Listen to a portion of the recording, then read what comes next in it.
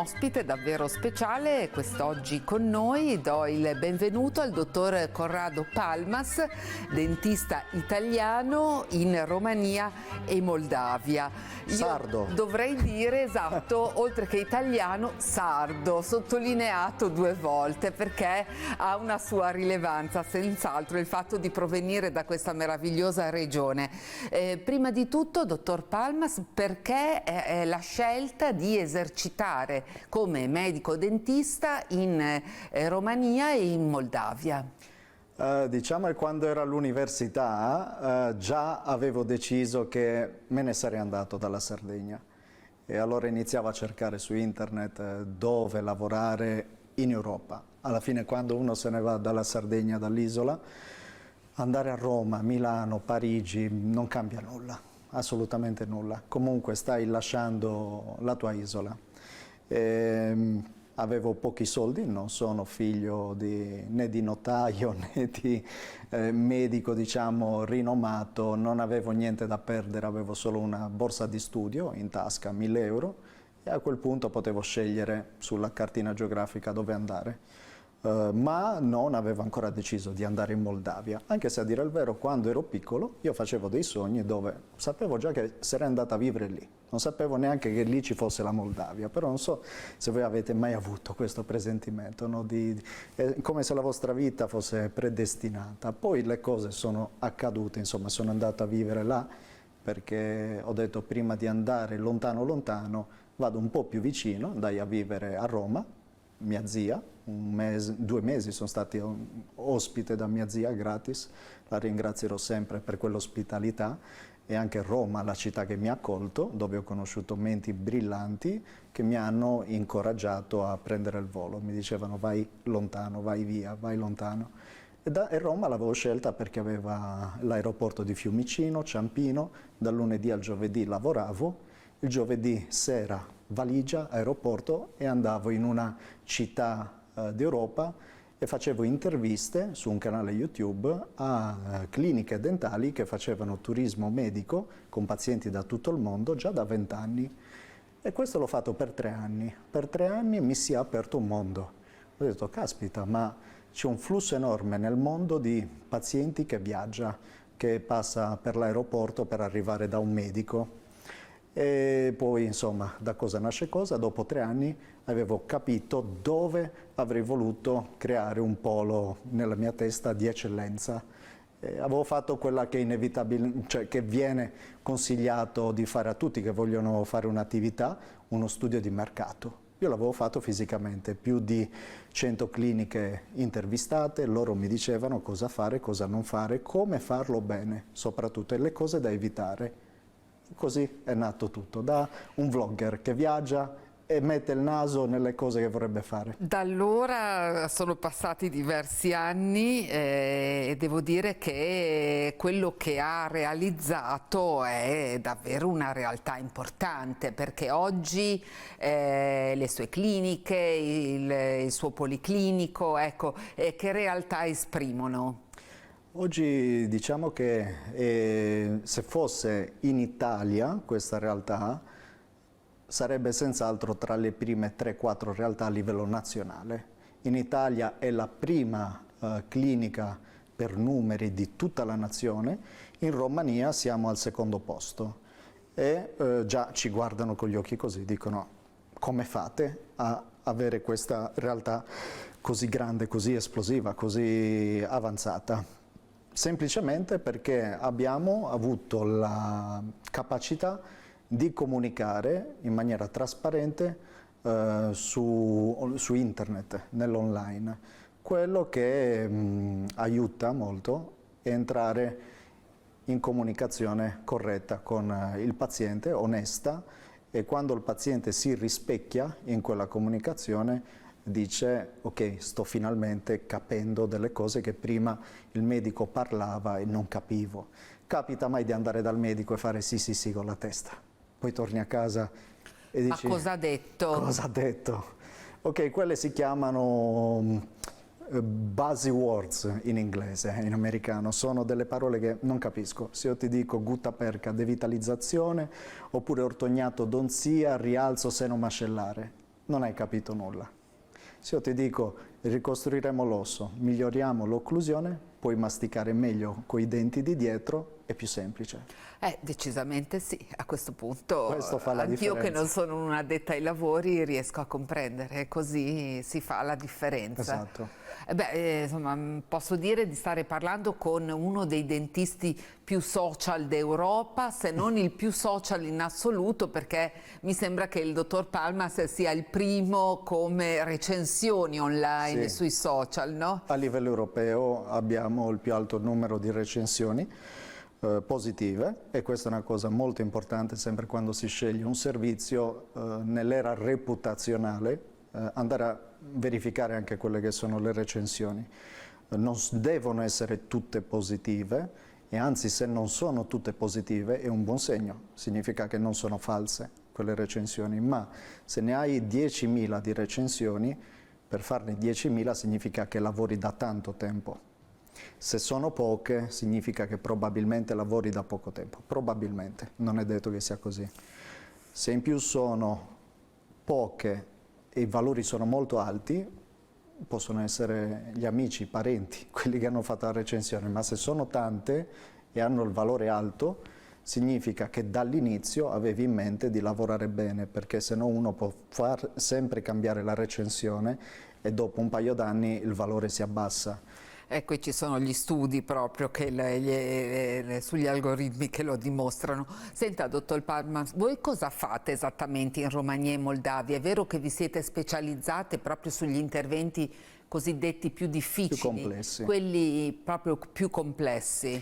Diciamo che è stata una necessità iper specializzarsi in casi più complessi, perché io ho fatto un errore. Invece di andare a vivere a Dubai o in Svizzera, dove i prezzi sono alti, ho aperto nella nazione con i prezzi più bassi.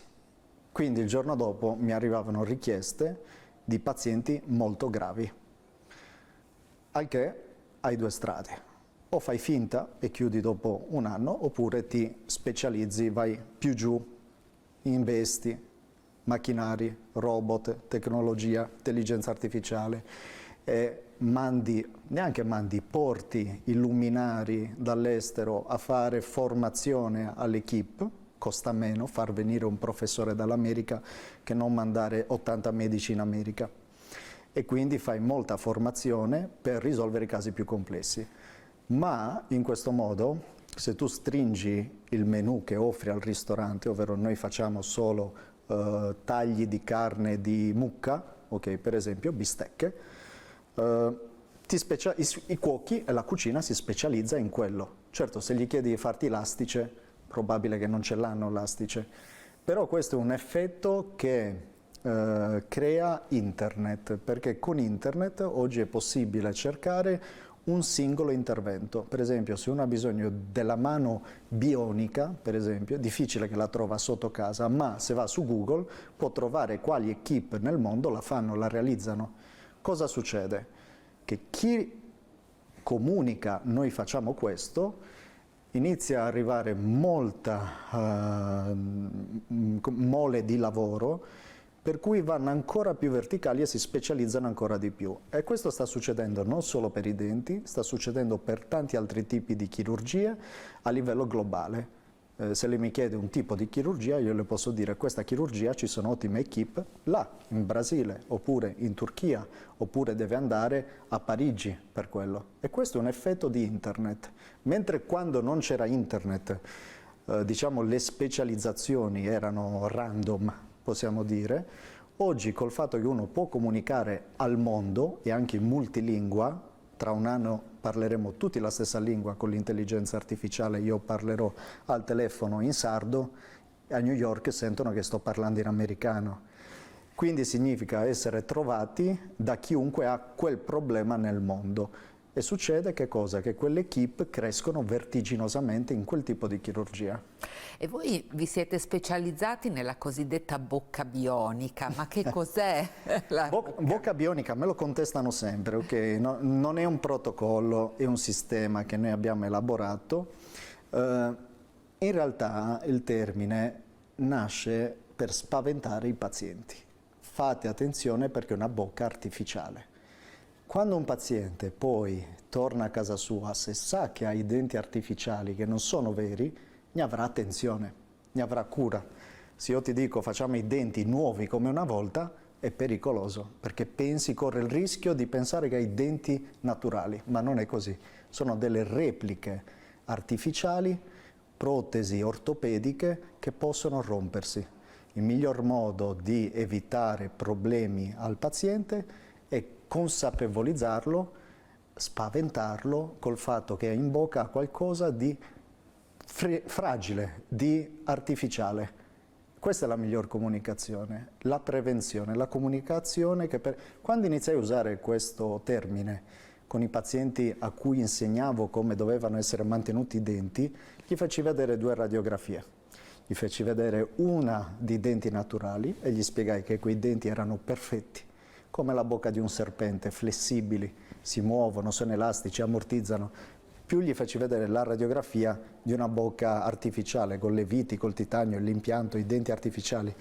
E gli feci capire, questa si può rompere, questa se ne è cura no. E usai il termine bocca bionica, tutti si spaventarono. E dissi, questo è interessante. Da quando iniziai a parlare della bocca bionica, i ticket di assistenza di rotture sono scesi del 70%. Questa è buona comunicazione, spaventare i pazienti con le parole. Come si fa? A fin di bene. Come si fa con i pacchetti di sigarette. Esatto. Senti, è vero che per lei lavorano oltre 250 tra medici, chirurghi, dentisti, anestesisti. 600. Siamo arrivati. Cioè, È una grande azienda, diciamo sopra le 500 persone, è una grossa azienda. Io non consiglio mai di superare le 50 persone in azienda, perché poi devi veramente togliere il camice e mettere la camicia. Ed è quello che ho dovuto fare. Io non opero più, ho un'equipe, però questo ha i vantaggi. Se arriva un paziente che ha un problema, io schiaccio un bottone, faccio venire il migliore, col miglior training, la migliore esperienza per quel problema. Oppure se ha più problemi, schiaccio 2 o 3 bottoni e viene all'equipe. La squadra si cresce così, non così. Così esplodi. Devi far crescere gli altri e creare le connessioni, l'ecosistema per cui si crea un lavoro multidisciplinare. Questo è il segreto per avere 600 persone, così non ce la farei mai. Avete raggiunto un'altissima specializzazione, ma chi sono i vostri pazienti? Sono solo italiani o vengono anche da altri paesi? Allora, intanto basta, non venite più all'estero. Fine, ok? State in Italia, ok? All'estero è pericoloso. Io voglio fare un grande disclaimer, che è doveroso, ok? Il turismo medico è un qualcosa che a mio parere non dovrebbe esistere. Perché andare a cercare salute, speranza in un'altra nazione non è sicuro. Ok, voglio essere veramente entrare dentro alla mente degli italiani, dei pazienti.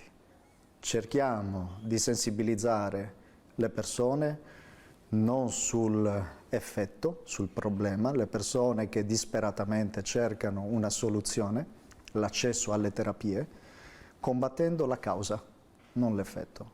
Quindi iniziamo a chiederci perché nel mondo esistono queste persone che si spostano, non solo in Italia. Abbiamo pazienti che arrivano da tutto il mondo, da Francia, Germania, Inghilterra, Irlanda, Regno Unito, quindi Stati tutta l'Europa occidentale. Uniti, anche dagli Stati Uniti. Negli Stati Uniti rifare una bocca bionica artificiale su impianti costa 90.000 euro, 100.000 euro. Interventi maxillofacciali, quando un paziente non ha più osso, possono superare i $200.000. Prendono un aereo in 7 ore, arrivano in Europa e risparmiano i soldi di 2 garage a Roma, anche di più. Ho capito, però ci saranno poi le spese del viaggio, dell'alloggio, L'alternativa è morire. Nel senso, se uno deve fare un trapianto di fegato, cosa fa? Muore nel suo paese. Vi assicuro che cerca su internet dove posso sopravvivere. Molti vanno in Turchia con la famiglia a fare il trapianto d'organo, che non possono fare negli Stati Uniti, con tutta la famiglia, ospite in hotel, 4-5 stelle, per 2 mesi, finché... Ma perché lo fanno? Perché stanno cercando speranza di salute. Okay? La salute che dovrebbe essere garantita da tutte le costituzioni del mondo. Quindi il punto è: perché paghiamo il medico? Perché il medico deve essere a pagamento? Facciamo attenzione, perché se chi decide ciò di cui tu hai bisogno è la stessa persona che si prende i soldi della parcella, si crea un conflitto di interessi. Non voglio dire che c'è conflitto di interessi, ma c'è il rischio che rompa il rapporto di fiducia medico-paziente, che uno non crede più a quello che gli dice il medico, perché ha paura, magari non lo sa neanche, che in realtà gli abbia detto qualcosa che porta vantaggio economico al medico. Ma in tutto il mondo è così, dove c'è la sanità privata, e questo io lo ritengo un qualcosa di svantaggioso per il paziente. I medici, compresi i dentisti, dovrebbero essere pagati dallo Stato con le tasse che tutti pagano. Elimini il conflitto di interessi. Senta, dottor Parnas, però per le cure dentarie più impegnative il paziente ha bisogno di più visite, di più controlli, magari di più interventi. Come si fa? Come si concilia con la distanza? In genere non si fa un viaggio, okay? I bravi medici esistono in tutto il mondo, come anche i cattivi medici, gli approfittatori, diciamo così. La salute, come ha detto giustamente, ha bisogno di più tappe. Si inizia col far guarire la bocca, come nel nostro caso dalla parodontite. Andiamo dopo che si è fatta la terapia parodontale, a verificare quali denti possono essere mantenuti, oppure nei casi più gravi dove non c'è più nulla da fare, si programma già la fase chirurgica, al quale poi segue un periodo di guarigione, la bocca deve guarire dopo l'intervento chirurgico, successivamente bisogna tornare per fare delle nuove protesi ortopediche, che non sono denti definitivi, non esistono i denti artificiali definitivi, come non esistono le ruote dell'auto definitive o le scarpe definitive. È un batticarne, la bocca e i denti si consumano in ciclicità, dipende poi quanto uno usa la bocca, come la usa, vanno anche sostituite le protesi ortopediche. Delle volte possono servire 3 viaggi, 4 viaggi. Vanno rispettati i tempi di guarigione della bocca. Okay? Le università di medicina e odontoiatria esistono anche all'estero, non c'è solo in Italia la laurea in odontoiatria. Lo dice a me perché qualcun altro intenda. Hanno tradotto tutti i libri dei bravissimi professori italiani in tante lingue nel mondo e quindi studiano anche i testi. Quando io arrivai in Moldavia gli portai tutti i miei testi, disse: ma noi ce li abbiamo già quelli. Come? In PDF, già tradotti. Esiste la formazione nel mondo, posso assicurare che ciò che fa la differenza... Ci sono ottimi professionisti, certo, in tutti i paesi. Non è la lingua che fa la qualità del medico e neanche quanti titoli ha, ma è l'intenzione onesta che ha quel medico. Può essere coi titoli, un professore con la laurea, con la specializzazione, ma se vuol fare il suo interesse, è un buon medico o no? Comunque, per ogni bocca un po' le sue esigenze, ogni paziente ha la sua storia clinica, così, ecco. Come fare per poter interloquire con lei, a fare vedere, insomma, come Basta, poter... non venite più. No, io oggi voglio parlare di questo, cioè del fatto che la prima cosa, la più importante è appunto l'anamnesi, ovvero appunto conoscere il paziente prima. Noi facciamo quella che si chiama un'anamnesi telefonica prima di tutto e abbiamo poi il paziente che può diventare o arancione o verde o rosso. Verde può venire all'estero, chiaramente poi vengono fatte tutte le analisi torace, analisi del sangue, viene controllato tutto, quali farmaci prende, prima di iniziare tutto ci sono un mazzo di fogli così che deve firmare, tra l'altro li ho presi dall'Italia e copiati pari pari, copy paste.